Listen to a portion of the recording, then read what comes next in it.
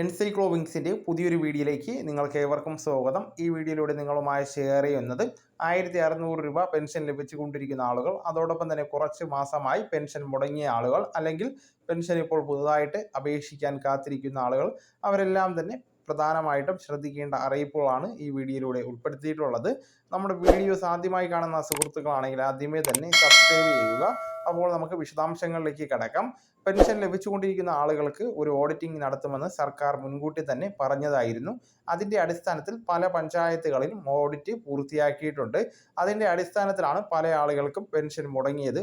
വർഷങ്ങളോളമായി ലഭിച്ചുകൊണ്ടിരുന്ന pension മുടങ്ങിയിട്ട് പല ആളുകൾക്കും എന്താണ് കാരണമെന്ന് മനസ്സിലായിട്ടില്ല. പെൻഷൻ ഓഡിറ്റിൽ നിങ്ങൾ പെൻഷൻ അർഹതയില്ലാതെ കൈപ്പറ്റുന്നുവെന്ന് കണ്ടെത്തിയത് കൊണ്ടാണ് പല ആളുകൾക്കും പെൻഷൻ മുടങ്ങിയിട്ടുള്ളത്.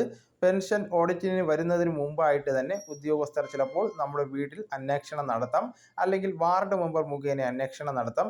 അതിനു മുമ്പായി തന്നെ നമ്മൾ പേപ്പറുകളെല്ലാം റെഡിയാക്കി വെച്ച് കഴിഞ്ഞാൽ അവർ വരുന്ന സമയത്ത് നമുക്ക് ഉപകാരപ്പെടുന്നതാണ്. നമ്മുടെ വീട് വലിയൊരു വീടായി തോന്നുന്നുണ്ട് എങ്കിൽ നമുക്ക് പഞ്ചായത്തിൽ നിന്ന് വീടിൻ്റെ അളവ് ലഭിക്കുന്നതാണ്.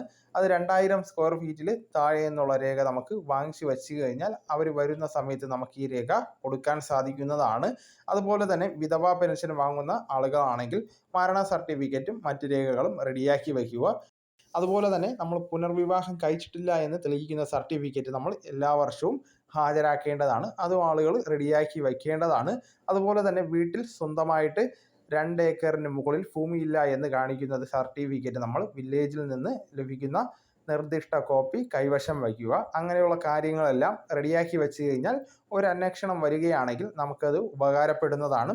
അതുപോലെ തന്നെ പെൻഷൻ മുടങ്ങിയിട്ട് പിന്നീട് നമ്മൾ പഞ്ചായത്തിൽ എത്തുകയാണെങ്കിൽ ഈ രേഖകൾ നമുക്ക് ഹാജരാക്കിയാൽ നമുക്ക് പിന്നീട് പെൻഷൻ പുനഃസ്ഥാപിക്കുന്നതാണ്. നമ്മൾ ഈ കാര്യങ്ങളിൽ ശ്രദ്ധിക്കേണ്ട മറ്റൊരു കാര്യം, നമ്മൾ അനർഹമായിട്ട് പെൻഷൻ കൈപ്പറ്റി കഴിഞ്ഞാൽ നമ്മൾ വാങ്ങുന്ന ഓരോ പെൻഷനും നമ്മൾ വലിയ രീതിയിലുള്ള ഫൈന് തിരിച്ചടയ്ക്കേണ്ടി വരുന്നതാണ്. പെൻഷന് പുറമെ 18% പലിശയോടുകൂടി തിരിച്ചടയ്ക്കേണ്ടി വരും. അതുകൊണ്ട് തന്നെ നമ്മൾ വാങ്ങുന്ന ഓരോ പെൻഷനും ആയാലും ശരി, അതല്ലെങ്കിൽ നമ്മൾ വാങ്ങുന്ന മഞ്ഞ ചുവപ്പ് റേഷൻ കാർഡുമായി ബന്ധപ്പെടുത്തിയുള്ള ആനുകൂല്യങ്ങളായാലും ശരി, ഗവൺമെൻറ് ലഭിക്കുന്ന ഏത് സേവനങ്ങൾക്കും അത് സർക്കാർ ഒരു മാനദണ്ഡം നിശ്ചയിച്ചിട്ടുണ്ടായിരിക്കും. ആ മാനദണ്ഡം എന്തെല്ലാമാണെന്ന് ഉറപ്പുവരുത്തിയതിന് ശേഷം മാത്രം ആനുകൂല്യങ്ങൾ കൈപ്പറ്റേണ്ടതാണ്. അല്ലാത്ത പക്ഷം നമ്മൾ വാങ്ങുന്ന ഓരോ കിലോ അരി ആയാലും, അല്ലെങ്കിൽ മറ്റ് പെൻഷൻ ആനുകൂല്യങ്ങളായാലും ശരി, എന്തെല്ലാം കാര്യങ്ങളായാലും അത് നമ്മൾ 18% പലിശയോടുകൂടി തിരിച്ചടയ്ക്കേണ്ടി വരുന്നതാണ്. അപ്പോൾ ഈ കാര്യങ്ങൾ എല്ലാവർക്കും മനസ്സിലായെന്ന് കരുതുന്നു. നമുക്ക് തുടർന്നും വിജ്ഞാനപരമായിട്ടുള്ള മറ്റ് വീഡിയോസും ആനുകാലിക വിവരങ്ങളുമായിട്ട് വീണ്ടും കാണാം. അതുവരെ ഗുഡ് ബൈ.